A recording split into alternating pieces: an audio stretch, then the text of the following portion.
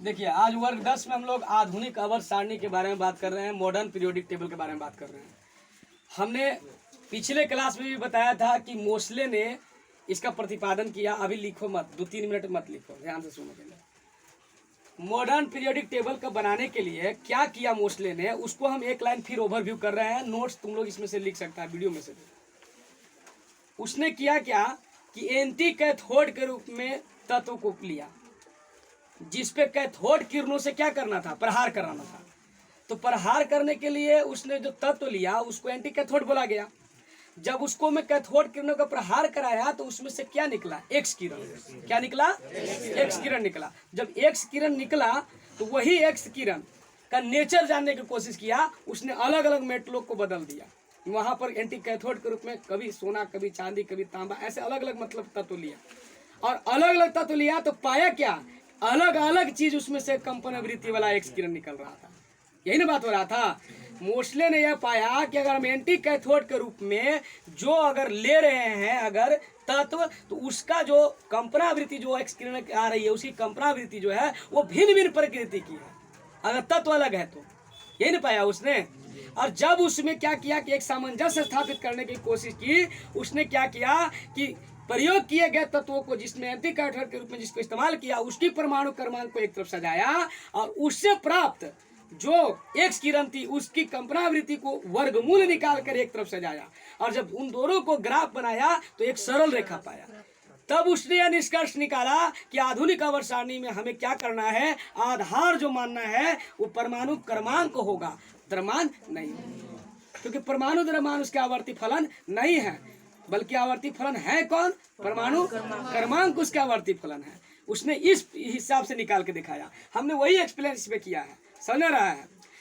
और जब हम बोर्ड पर देखते हैं ध्यान से तो इस तरह से उसने क्या किया कि संशोधित तरीके में 18 वर्गों को इस्तेमाल कर करके पीरियोडिक टेबल बनाया।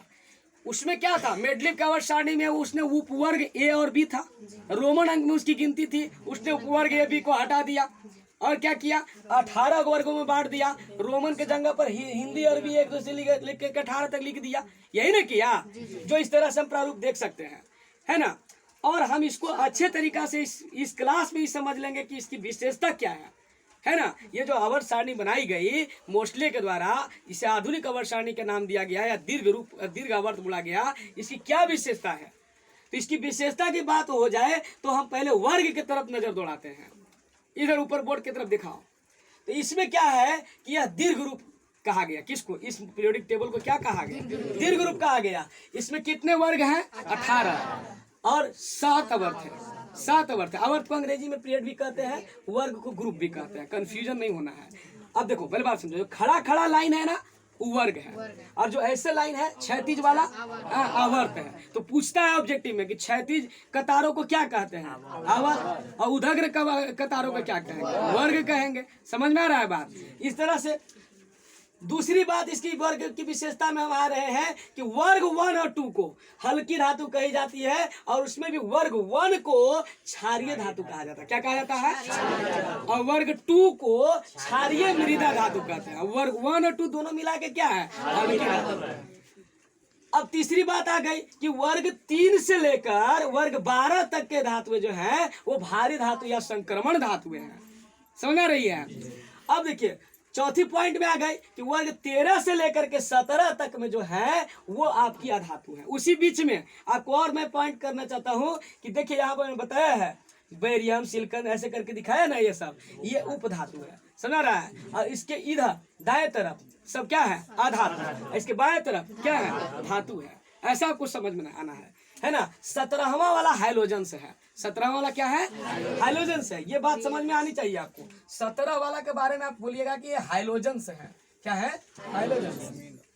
हाँ, 17 वाला हाइलोजन से है और 18 वाला अक्रिय गैस है ना। और नीचे जो आपको आ गया है ना, नीचे जो बांटा गया है वो आपको जो आता है उसके बारे में बात कर लेते हैं। को अगर आप पूरे हिसाब से बात कर ले, है ना। नीचे की जो बात अभी है, देखिए पॉइंट यहाँ था 6, 7। अभी थोड़ा सा इसके बारे में और अच्छे तरीका से बात कर लेते हैं। नीचे और जो थे ना वो संक्रमण तत्व में ही आ जाते हैं, समझ रहा है। संश्लेषी तंतु से कह सकते हैं इसको। नीचे वाला जो क्या है वो संश्लेषित, उसको परमाणु ये हम बना नहीं सकते हैं। 92 तक की बात जो थी, 46 और 61 को छोड़ के 92 तक जो है वो प्रकृति में पाया जा रहा है ना, है ना। प्रयोगशाला में फिर बाद में बनाया जाता है, तो संश्लेषित वाला हो गया वो। इसको अलग से आपको समझना है। थोड़ा एक पॉइंट और समझ लो कि इसको 4 ब्लॉकों में बांटा गया है, ASPDF। वर्ग 1 2 को एस ब्लॉक, वर्ग 1 2 को क्या कहा गया, एस ब्लॉक। और पी ब्लॉक में है वर्ग 13 से लेकर 18 तक। वर्ग 3 से 12 तक वाला जो बीच वाला है वो डी ब्लॉक में है। आ रहा बात समझ में। और एफ ब्लॉक में नीचे के जो चीज रखी गई है वो है, हाँ, ए ब्लॉक में है। आ रहा बात समझ में, ए ब्लॉक में है। और वही दो है, लेथेनाइट्स और एक्टिनाइट्स, है ना, जिसमें भी बात हो रही थी कि यहाँ पर ये जो वर्ग है आपका वो तीसरा है और छठा आवर्त है। तो छठा आवर्त से शुरू होता है ये वाला, है ना, और यहाँ से शुरू होता है 7वां वाला, है ना। ये नहीं बात आ रहा था, तो थोड़ा सा भी वर्ग का समझ गए। अब देखिए वो बात हो भी गई कि प्रतिनिधि तत्व अच्छा एक चीज और समझ लो, एसपी ब्लॉक को प्रतिनिधि तत्व कहते हैं, एस और पी ब्लॉक को क्या कहते हैं, और डी ब्लॉक को बताइए दी संक्रमण तत्व, और आंतरिक संक्रमण तत्व या विरल मृदा तत्व एफ ब्लॉक को कहा जाता है, जो निचला है। ठीक है, अब आवर्त के हिसाब से विशेषता समझ लेते हैं। 2 तत्व है, सबसे छोटा, और द्वितीय तृतीय आवर्त में 8 है, इसको लघु कहते हैं। और चौथे पांचवें में 18 है, दीर्घ। छठे में 32 है, सबसे बड़ा। और 7वें में है 25, जो अपूर्ण है। छठे के तीसरे वर्ग 57 से 71 तक है लेथेनाइट्स, और 7वें के तीसरे वर्ग 89 से लेकर 103 तक है वो एक्टिनाइट्स है। फिर से एक बार यहाँ देखा के वहाँ क्या है कि आवर्त में बात अभी कर रहे थे वही कि प्रथम आवर्त केवल 2 तत्व वाला। देखिए आप, प्रथम वाला में हाइड्रोजन हीलियम है ना, और इसको सबसे छोटा अति लघु कहा गया है। द्वितीय तृतीय में देखिए, ये द्वितीय तृतीय को आप गिन लीजिए, 8 गो है ना। चौथा और पांचवा में 18, चौथा पांचवा में 18, है ना। छठा में 32 गो, क्यों गिन के देखो, इसको एगो छोड़ देना है ना। नीचे 15 गो है और ऊपर है 17, 32 गो जाएगा। और नीचे यहाँ पर 15 गो है, यहाँ पर 10 गो है। 7वां वाला 25 है, अभी अपूर्ण है, यहीं तक है, समझ रहा है, ये बात आ रही है। और छठा के आवर्त का बोले तीसरे वर्ग का लिया गया लेथेनाइट से शुरू हो रहा है, और 7वां वर्ग का तीसरे आवर्त में, तीसरे वर्ग में 7वां आवर्त का जो एक्टिनाइट से शुरू हो रहा है। यहाँ तक तो हो गया, बात हो गया कि नहीं हो गया। अब हम लोग थोड़ा सा इसके गुण के बारे में भी समझ लेते हैं, इसके गुण के बारे में समझ लेते हैं, उसको भी नोट्स भी कर लेंगे, लेकिन गुण के बारे में समझ लेते हैं। पहले वर्ग के हिसाब से देखते हैं, ऊपर से नीचे जाता है तो जब ऊपर से नीचे जाता है तो नंबर 1 पर मैंने लिखा है संयोजी इलेक्ट्रॉन, बदलता नहीं है। सभी वर्ग में संयोजी इलेक्ट्रॉन क्या होता है, सेम रहता है। एक वर्ग में अगर एक वर्ग में 1 है तो सबका 1 रहेगा। एच के प्रति संयोजकता अपरिवर्तित, मतलब वही बदलता नहीं है। हाइड्रोजन के प्रति संयोजकता भी नहीं बदलता है। धातुई गुण ऊपर से नीचे क्या होता है, बढ़ता है। ऊपर से नीचे क्या होता है, बढ़ता है। और धातुई गुण यहाँ देखा घटता है। विद्युत धनात्मकता ऊपर से नीचे बढ़ता है, विद्युत ऋणात्मकता घटता है। परमाणु की त्रिज्या ऊपर से नीचे में बढ़ता है। ठीक है, ये समझ में आ गया वर्ग के हिसाब से। अब ये देखो, अब आवर्त के हिसाब से समझो, बाएं से दाएं के लिए, इधर से उधर, है ना, बाएं से दाएं में। 1 नंबर पर मैंने सिंबल लिख दिया भाई, संयोजी इलेक्ट्रॉन बढ़ता है ना। 2 नंबर पर मैंने सिंबल लिख दिया, हाइड्रोजन की संयोजकता 1 से 4 तक बढ़ेगा, और 4 से 1 पे फिर क्या होगा, घट जाएगा। 3 नंबर पर सिंबल लिखा भाई धातुई गुण का। धातुई गुण क्या होता है, बाएं से दाएं जाने पर घटता है ना।